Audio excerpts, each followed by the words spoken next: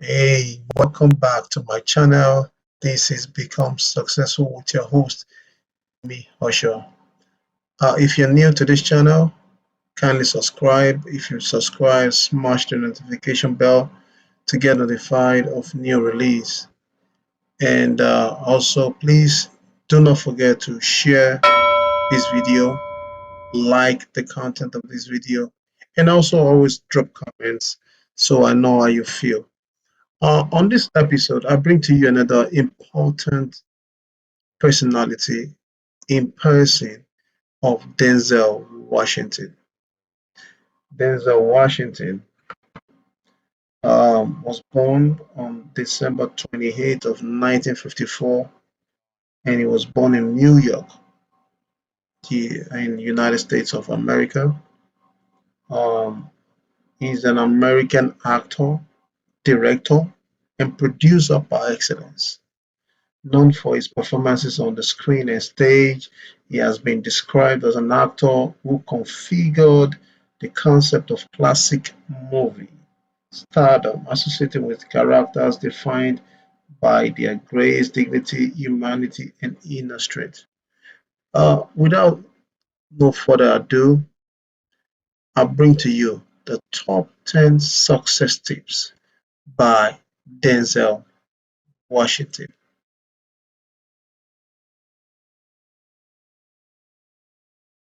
Keep it short. Number one,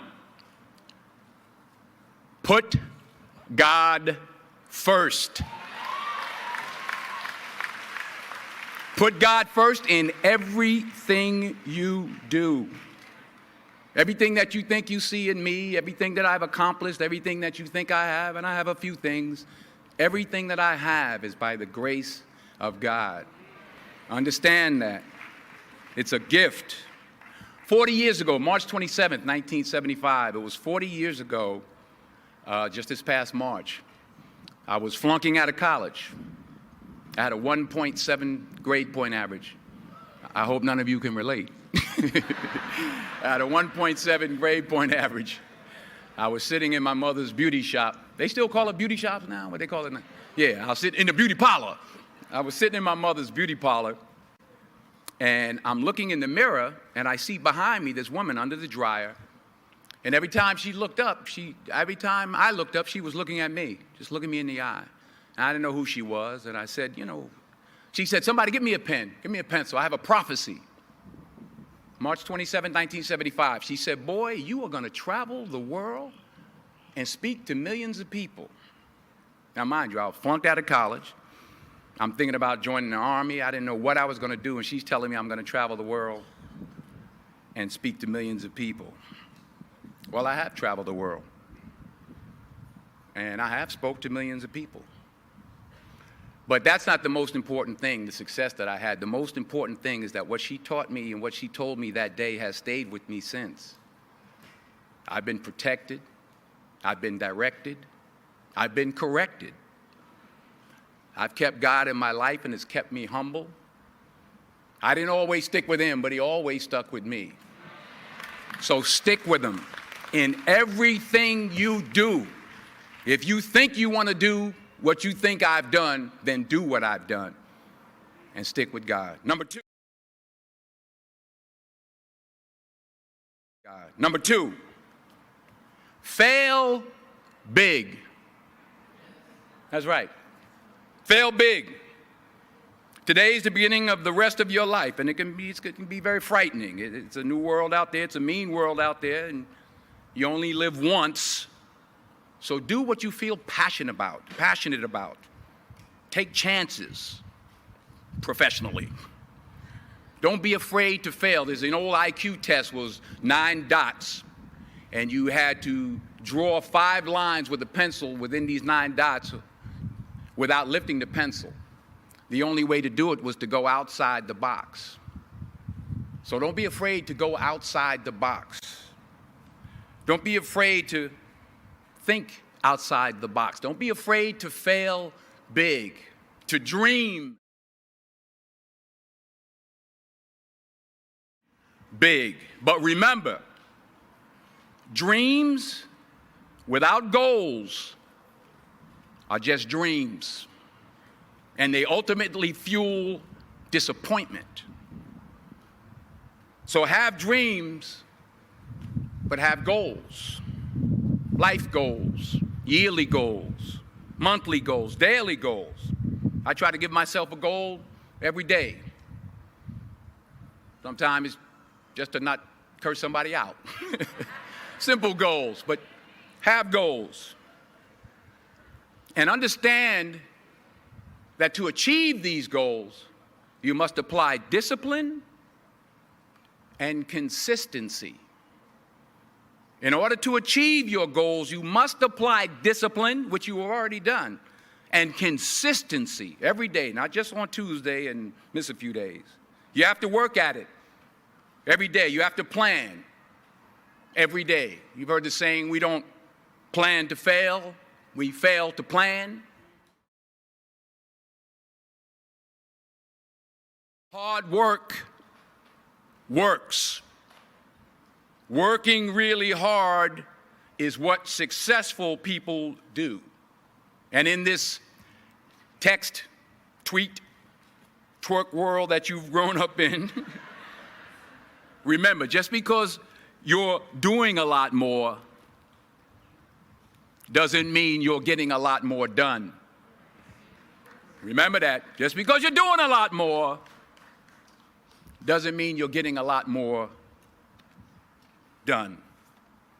Don't confuse movement with progress.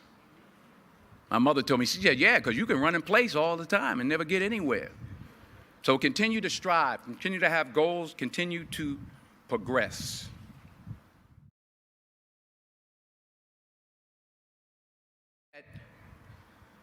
You put your slippers way under the bed tonight so that when you wake up in the morning, you have to get on your knees to reach them. And while you're down there, say thank you for grace. Thank you for mercy. Thank you for understanding. Thank you for wisdom. Thank you for parents. Thank you for love. Thank you for kindness. Thank you for humility. Thank you for peace. Thank you for prosperity. Say thank you in advance for what's already yours. It's how I live my life. That's why I am, one of the reasons why I am today. Say thank you in advance for what is already yours. True desire in the heart for anything good is God's proof to you sent beforehand to indicate that it's yours already. I'll say it again. True desire in the heart, that itch that you have, whatever it is you want to do, that thing that you want to do to help others and to grow and to make money, that desire, that itch, that's God's proof to you, sent beforehand already to indicate that it's yours. And anything you want good, you can have. So claim it. Work hard to get it. When you get it, reach back. Pull someone else up. Each one, teach one. Don't just aspire to make a living. Aspire to make a difference. Thank you.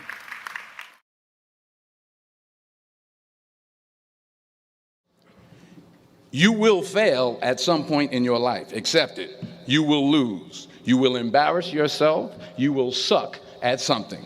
There's no doubt about it. And I know that's probably not a traditional message for a graduation ceremony, but hey, I'm telling you, embrace it because it's inevitable. And I should know. In the acting business, you fail all the time. Early on in my career, I auditioned for a part in a Broadway musical. Perfect role for me, I thought, except for the fact that I can't sing. So I'm in the wings, I'm about to go on stage, but the guy in front of me, he's singing like Pavarotti. He's just, and he's just going on and on and on. And I'm just shrinking. I'm getting smaller and smaller. So they say, oh, thank you very much, and you'll be hearing from us. So I come out with my little sheet music, and it was Just My Imagination by the Temptations. That's what I came up with. So I hand it to the accompanist, and she looks at it and looks at me and looks out at the director and was like, all right. So I start, I'm going to sing. I'm like, it's just my imagination once again, and then coming away with me. And I'm not saying anything, so I'm thinking I'm getting better. So I could start getting into it. It was just my imagination. Running. This, thank you very much, Mr. Washington. Thank you. So I assumed I didn't get the job. But the next part of the audition, he called me back. The next part of the audition is the acting part of the audition. Now I'm like, hey, okay, maybe I can't sing, but I know I can act. So they pair me with this guy, and again, I didn't know about musical theater. And musical theater is big, so they can reach everyone all the way in the back of the stadium. And I'm more from a realistic, naturalistic kind of acting where you actually talk to the person next to you. So I don't know what my line was. My line was, well, hand me the cup. And his line was, well, I will hand you the cup, my dear. The cup will be there to be handed to you. I said, oh, okay. Well, should I give you the cup back? Oh, yes, you should give it back to me because you know that is my cup and it should be given back to me. I didn't get the job. But here's the thing. That's to fail. Here's my second point about failure. If you don't fail, you're not even trying. I'll say it again. If you don't fail, you're not even trying. My wife told me this great expression. To get something you never had, you have to do something you never did. Les Brown's a motivational speaker. He made an analogy about this. He says, imagine you're on your deathbed, and standing around your deathbed are the ghosts representing your unfulfilled potential. The ghost of the ideas you never acted on. The ghost of the talents you didn't use. And they're standing around your bed, angry, disappointed, and upset. They say, we came to you because you could have brought us to life, they say. And now we have to go to the grave together. So I ask you today, how many ghosts are going to be around your bed when your time comes?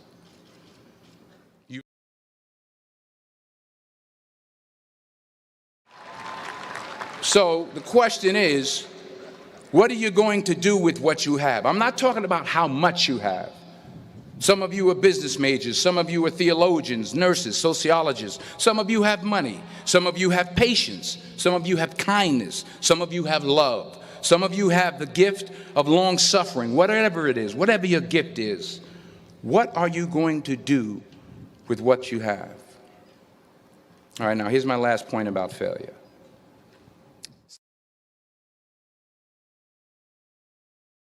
Sometimes it's the best way to figure out where you're going. Your life will never be a straight path. I began at Fordham University as a pre-med student. I took a course called cardiac morphogenesis. I still can't say it. Cardiac morphogenesis. I couldn't read it. I couldn't say it. I sure couldn't pass it. So then I decided to go into pre-law, then journalism. And with no academic focus, my grades took off in their own direction. Yeah, down. I was a 1.8 GPA one semester, and the university very politely suggested that it might be better to take some time off. I was 20 years old. I was at my lowest point. And then one day, and I remember the exact day, March 27th, 1975, I was helping my mother in her beauty shop. My mother owned a beauty shop up in Mount Vernon. And there was this older woman who was considered one of the elders in the town. And I didn't know her personally, but I was looking in the mirror, and every time I looked at the mirror, I could see her behind me, and she was staring at me. She just kept looking at me. Every time I looked at her, she kept giving me these strange looks. So she finally took the dryer off her head and she said something I'll never forget. First of all, she said, "Somebody give me a piece of paper. Give me a piece of paper." She said, "Young boy, I have a prophecy, a spiritual prophecy." She said, "You are going to travel the world and speak to millions of people." Now, mind you, I'm 20 years old. I'm flunked out of school. In fact, like a wise ass, I'm thinking to myself, maybe she's got something in that crystal ball about me getting back into school next fall. But maybe she was onto something, because later that summer, while working as a counselor at a YMCA camp in Connecticut, we put on a talent show for the campers. And after the show, another counselor came up to me and asked, "Have you ever thought about acting? You're good at that." So when I got back to Fordham that fall, I got in and I changed my major once again for the last time. And in the years that followed, just as that woman prophesied, I have traveled the world and I have spoken to millions of people through my movies. Millions who up till this day couldn't see me, who up till this day I couldn't see while I was talking to them, and they couldn't see me. They could only see the movie. They couldn't see the real me. But I see you today, and I'm encouraged by what I see. And I'm strengthened by what I see. And I love what I see.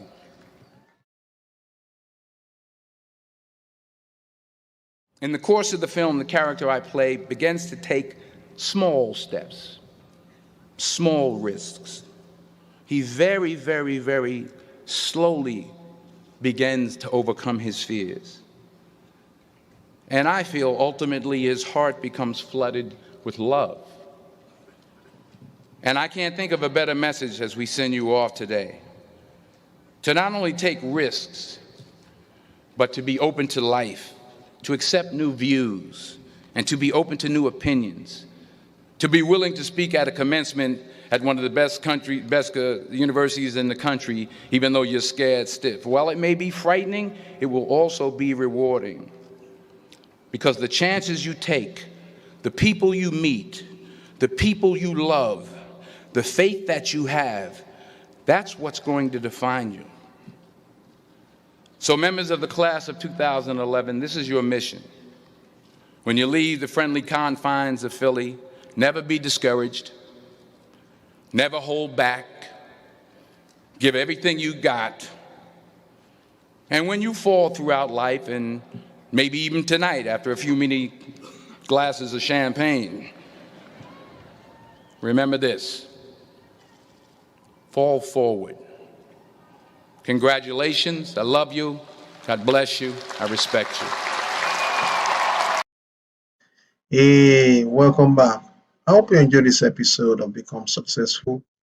What are those points that really resonate with you? I'd like to read in the comment section. Also, do not forget to like, share, and make recommendations.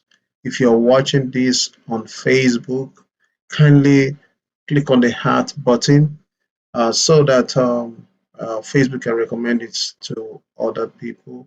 Also, share with family and friends.